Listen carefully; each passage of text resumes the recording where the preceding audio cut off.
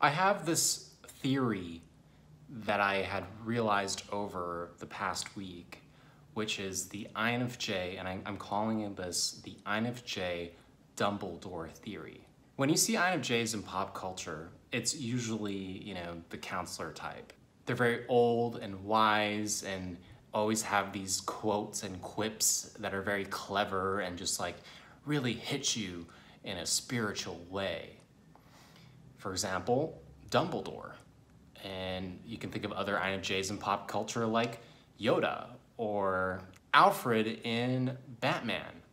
Well, I read an article like earlier before about how INFJs don't really function so well in modern society, whereas they did function very, very well in tribal times or like older generations or older societies. And I realized this too, and I thought about this for a long time. Like, why is it that INFJs kind of are outcasts when we have such a powerful ability about us, or we have such just powerful intuition? Why is it that we feel so different from other people and feel like sometimes shunned by the greater population? Not all the time. I think INFJs do well with people around them and are usually quite likable among others. But when it comes to truly finding that place and connecting with others, there's a bit of a mismatch. I read this thing about INFJs and like how in the past we used to live in societies where there's like at most maybe like 100 to 150 people, and we're living in like these villages, or we're living in like these groups, and there's like a limit to how many people there are altogether. So when we're living now in a modern society, when we're living in cities, we find that we are actually amongst way more people than we have to be, and we are much more segmented in the sense that we're much more individual, especially in individualistic cultures. We live very much separate from other people. So tying back to the Dumbledore theory, essentially we, in past times, during times where we had to be packed very closely together and we had to depend on each other for survival, we evolved as INFJs to be the very spiritual guidance for the rest of the group. We were the person that people went to when they couldn't understand what was wrong philosophically, psychologically. We were the person to talk them through these problems. But that function isn't necessarily there for us anymore because we're so individualistic and we have our own lives and we don't really depend on the greater group anymore. I think in the core of our natures, we still depend on groups and we depend on other people, and we really want to serve a function amongst others, but our function isn't there anymore because we've become so segmented.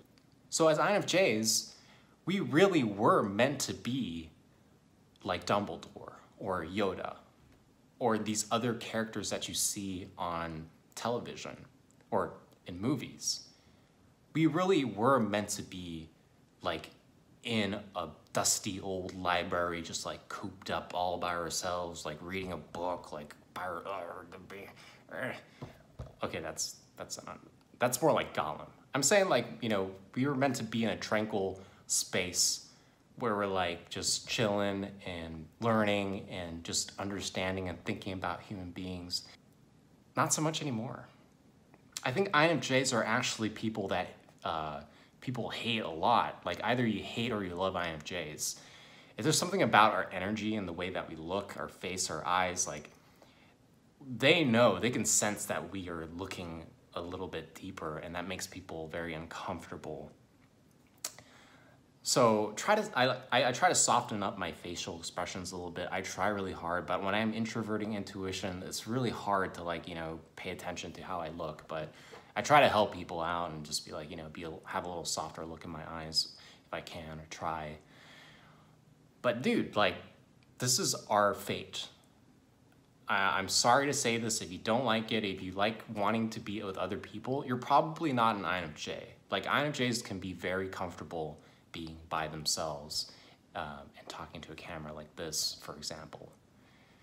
INFJs are, I think the INFJs that aren't comfortable with this, like the true INFJs that still aren't comfortable with this, the idea of being all by yourself, I truly think that it's because you feel that you need to be with other people, or you feel pressured into being a part of the larger whole. But as INFJs, we don't necessarily truly to the core desire that. However, it does not mean that we still prefer to be separated from other people. That's not the point of this video. The point of this video is that we are supposed to be very okay with having a lot of time being by ourselves, like Dumbledore or Yoda, you know, in a cave or whatever, in a, you know, nice hidden spot. I don't know, Bilbo Baggins in Lord of the Rings. I don't know if he's INFJ, seems like one. Gandalf, yes, Gandalf in Lord of the Rings is by himself a lot. And that's okay. As an INFJ, that should be okay with you. Now, why do we still need other people? Because our function, our purpose as INFJs is still to help people realize the problems that they have in life.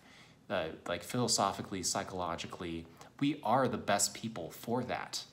I'm sorry to say this, other types, but we're just really good at this. And, you know, we might not be good at a lot of things, but when it comes to like understanding life and like, you know, things about life and how to live your life, we're pretty damn good at that shit. Sorry to say this. So either work really hard or talk to an INFJ, learn from them and accept it, or try a different thing, because we're really good at this, and it's gonna be hard to beat us at it. So continue to strive to be around other people and to let others know that you have this ability to help them. Try. And you don't really necessarily have to, but I think a responsible INFJ, at least I believe a responsible INFJ will do their best to put themselves in a position in which they can help others, because only then can you be truly satisfied, because that is our function as INFJs. If we don't get that, we can become very depressed. That is our service to the greater society. To add on top of this, to further emphasize that INFJs, it's okay, we spend a lot of time alone, we spend a lot of time roommating, thinking about life and thinking about how we can fix life and how we can save the world, etc. It's okay.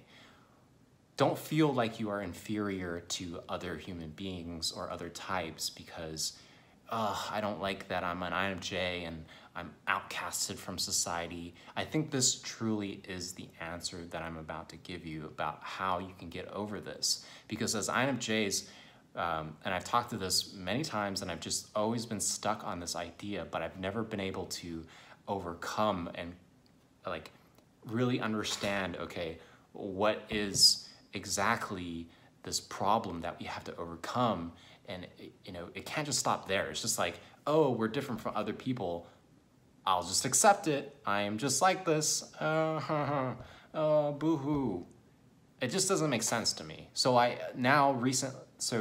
actually today, I made this epiphany about us as INFJs.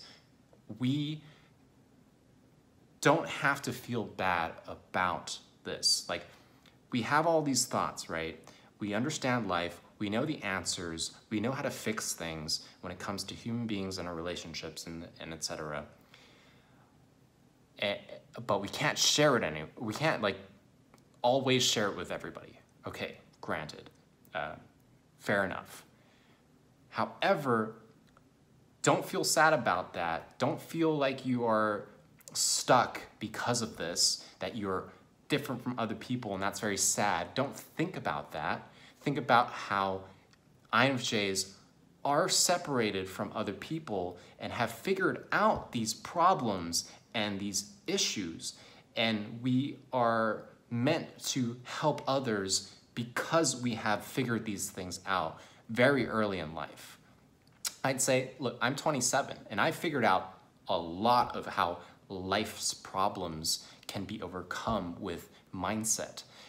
These things can be understood, and when you understand them, life becomes a lot easier and less painful, and it becomes much more like you achieve a true happiness, which isn't necessarily the feeling of being happy all the time, as somebody has said very wisely before, but is the idea of being content and understanding and being able to have the mindset of looking at the life with glass half full. So when you have those feelings of like, okay, I'm isolated, I have all these thoughts, I understand things, I see the world and it's sad because other people don't understand, don't feel sad about that, because what you have, other people don't have. Remember, INFJs are 1% of the human population. So in a group of 100 people, you're surrounded by 100 people, you are the only one that has this philosophical mindset and this understanding of life and how life can be, and how you can look at life in a way that is positive and look at life in a way that is going to be make you as a human being content. And that's, to the core, I've realized this, the most important thing. Because life, okay, the world, life is all around us and it's material and there's things moving around all the time. But nothing will change unless you change your mindset and you have accepted or understand reality for what it is and your life and how to perceive the world. When you understand that, you're content and you're happy. And INFJs, for the most part, are the ones to get there first. So INFJs, don't sulk. You are 1%. You're the 1%. You're 1%ers. You understand like the problems in life and the core of these problems, and you know how to fix them in your mind. That's amazing, okay?